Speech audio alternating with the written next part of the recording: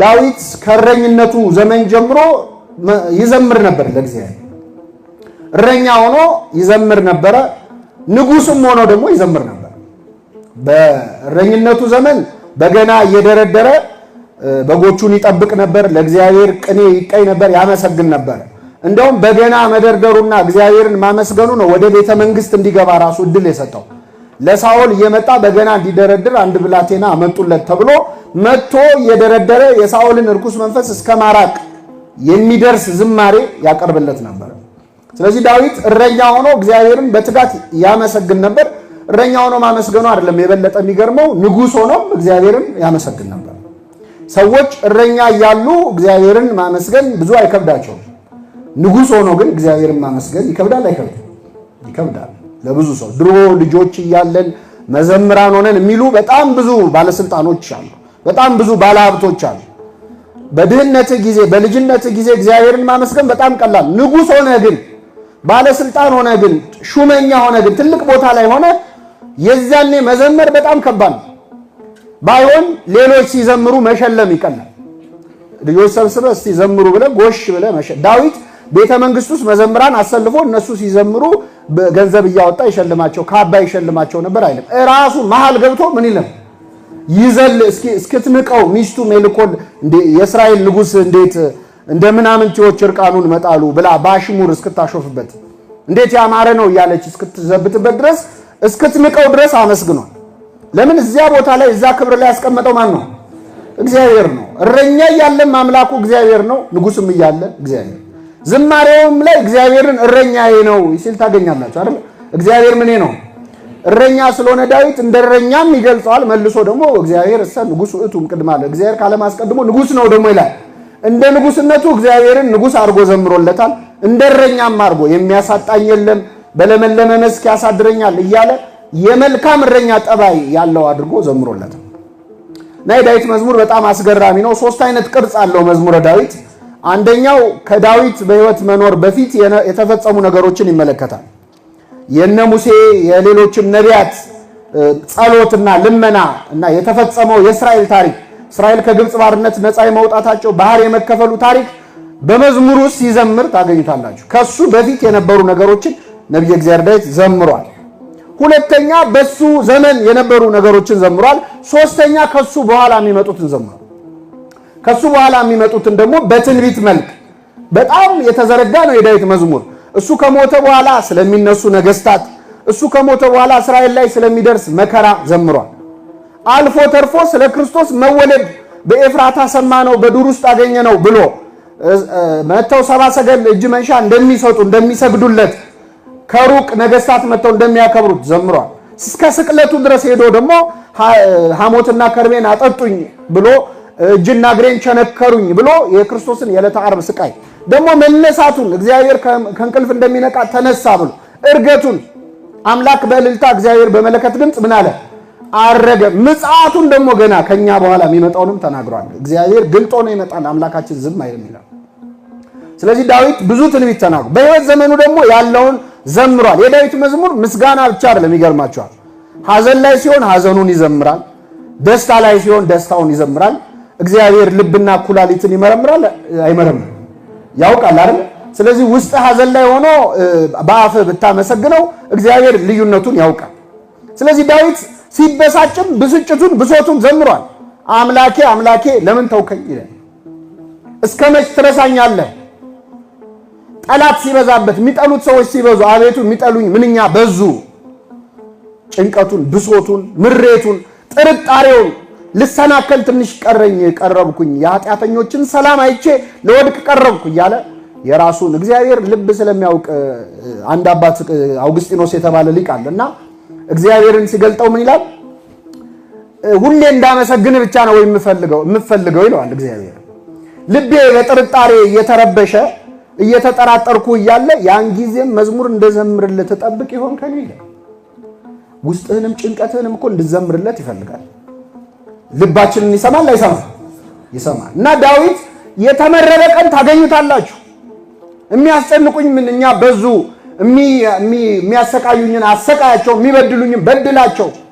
የውስጡን ጩኸት ሲዘምር እናገኘዋለን። አሁን የጠቀስነው መዝሙር 136 ደግሞ መዝሙር ያስጠላው ሰው መዝሙር ነው። ይገርማችሁ ስላለመዘመር ነው የዘመረው። እንዴት እንዘምራለን የሚል መዝሙር ሰምታችሁ ታውቃላችሁ? እኛ የምናውቀው ገና ነው አይደለ? ይሄ ግን እንዴት እንዘምራለን የሚል መዝሙር ነው። በባቢሎን ወንዞች አጠገብ በዚያ ተቀመጥን፣ ጽዮንን ባሰብናት ጊዜ አለቀስን ይልና ዘምሩልን አሉን። እንዴት እንዘምራለን የእግዚአብሔርን መዝሙር በባዕድ ምድር? እስራኤል መዘመር አስጠልቷቸው የነበረበትን ጊዜ የሚመለከት መዝሙር።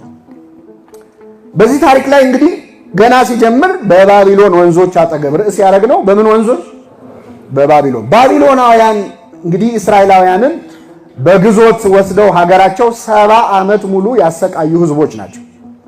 መነሻ ታሪኩ መጀመሪያ ባቢሎናውያን እስራኤልን ለማጋዝና ለመዝረፍ ምክንያት የሆናቸው አንድ ንጉስ ታሞ ለመጠየቅ መጥተው ንጉስ ሕዝቅያስ ይባላል። ሕዝቅያስ እንደምታስታውሱት ታሞ ሊሞት ደረሰ።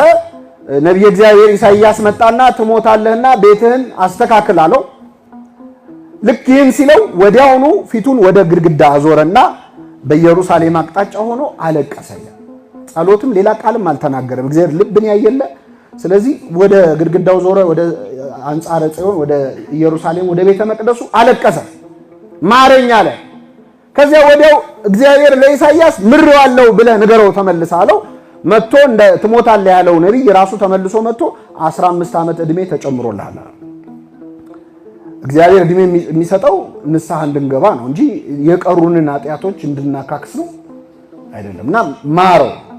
ይህ ምሕረት እንደተደረገ የሚገርማችሁ ባቢሎናውያን ሊጠይቁ መጡ። እንግዲህ ወሬውን ሰምተው እስኪደርሱ ድረስ ረጅም መንገድ ነው፣ ብዙ ኪሎ ሜትር ተጉዘው መጡ። ከዚያ እንዴት ነው አሉት። ተሽሎኛል አላቸው። በጣም ደስ አለው እሱም። ባቢሎናውያን የነገስታት ቤተሰቦች መጥተው ስለጠየቁት፣ ስለዚህ ማስተናገድ ጀመረ። አበላቸው፣ አጠጣቸው። ከዚያ ጉብኝት ጀመሩ። ሕዝቅያስ እያዞረ ይላል ግምጃ ቤቱን አስጎበኛቸው።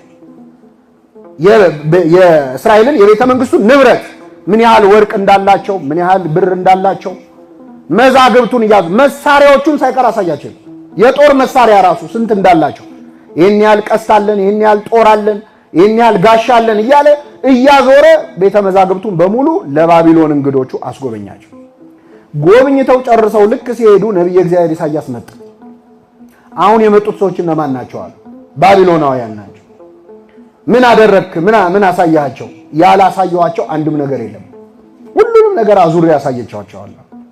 አዘነ ነብዩ ኢሳይያስ።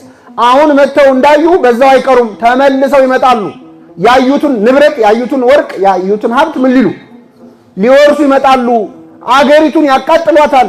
ያንተን የልጅ ልጆች ደግሞ ሎሌዎች፣ ገረዶች፣ ጃንደረቦች አድርገው ይወስዷቸዋል፣ ያገዟቸዋል። እዚህ ላይ አሳዛኝ መልስ ሰጠ ሕዝቅያስ። ምን አለ? በእኔ ዘመን ሰላም ከሆነ መልካም አይደል አለ። ስንት ዓመት ነው የቀረው? በቃ አንዱ ችግር ምንድነው? በእኛ ዘመን የምናደርገው ነገር ለልጆቻችን ምን እንደሚያመጣ አናውቅም። አሁን የምትተክለው ነገር የዛሬ 10 ዓመት፣ 20 ዓመት፣ 50 ዓመት፣ 60 ዓመት እሳት ሆኖ የሆነ ቦታ የሆነ ሰው ይሞትበታል። ትናንት የተሰሩ ስህተቶች ዛሬ ብዙ ዋጋ ያስከፍለዋል። ዛሬ የምንሰራው ደግሞ ለነገ ያስከፍላል። እና እኔ ከሞት ሰርዶ አይብቀል ነው አለ። ሁለተኛው ትልቁ ጥፋቱ ለባቢሎናውያን ሀብቱን አዙሮ ማሳየት ምን አስፈለገ? እግዚአብሔር ይማረ አሉት። በቃ እሺ ብሎ መሸኘት ይቻላል አይደል? እሱ አዙሮ ያለኝ ብሎ አሳየ። ፈጣሪውን ማሳየት ሳይሆን ሀብቱን ነው ያሳየ።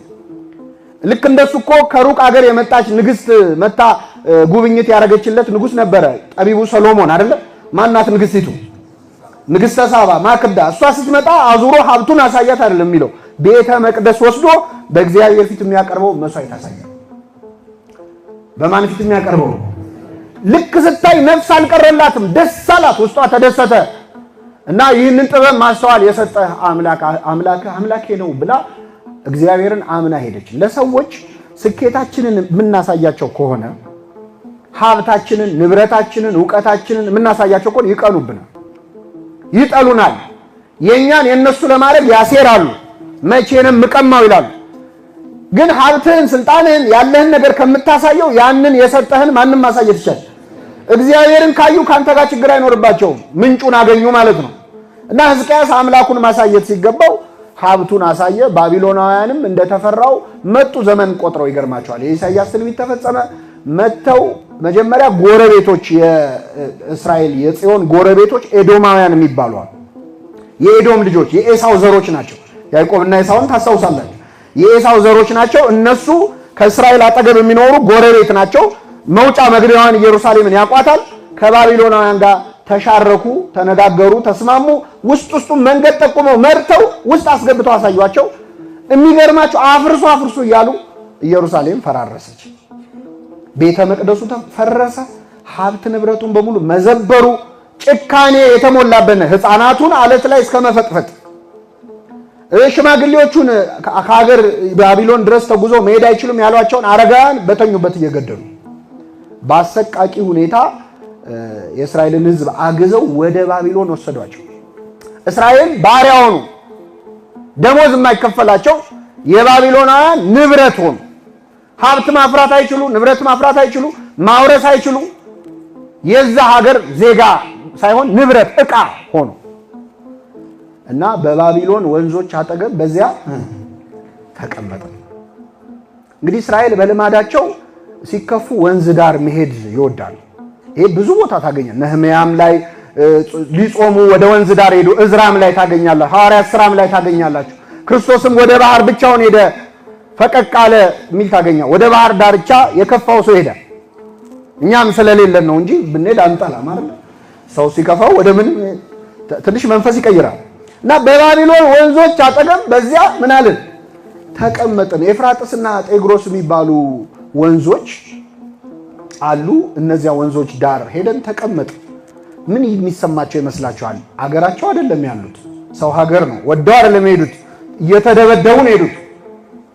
በጣም ብዙ የሚያውቋቸው ወንድሞቻቸው እህቶቻቸው ሞተውባቸዋል፣ ከፍቷቸዋል። ወንዝ ዳር ተሰብስበን ተቀመጥን።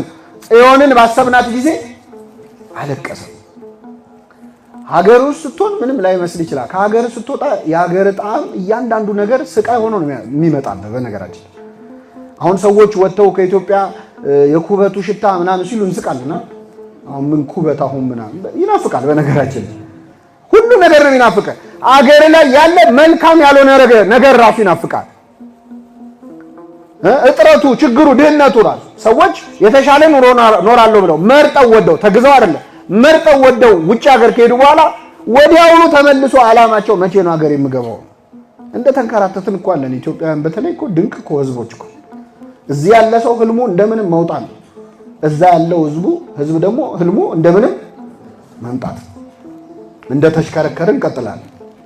ጥያቄ ሲመለስ የነፍስ ጥያቄ በአገሩ የሌለ የትም የለማ፣ ስርህን የተነቀለው። ስለዚህ ጽዮን ደግሞ ስትሆን አገርህ ጽዮን ማለት 24 ሰዓት ስብሐተ እግዚአብሔር የማይቋረጥባት እግዚአብሔር የሚመሰገንባት ጽዮንን ባሰብናት ጊዜ አለቀስን። አገራቸው እያሉ እኮ ጣዖት እስከ ማምለክ እኮ እግዚአብሔርን ሲያስቀይሙ ነበር። አሁን ግን ትዝ ስትላቸው ማልቀስ ጀመሩ።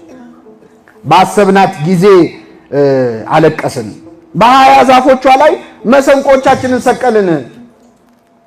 ይሄ ትልቅ ተስፋ መቁረጥ ነው ማለት ከዚህ በኋላ መቼም አንመለስም ወደ ሀገራችን።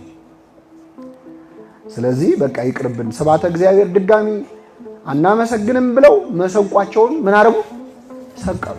እንዚራቲነ ሰቀልና፣ እንዚራችን መሰንቋችንን ሰቀል። ዜማ መሳሪያ የሚጫወት ሰው እኮ መሰንቆውን ቤቱ ነው በክብር የሚያስቀምጠው።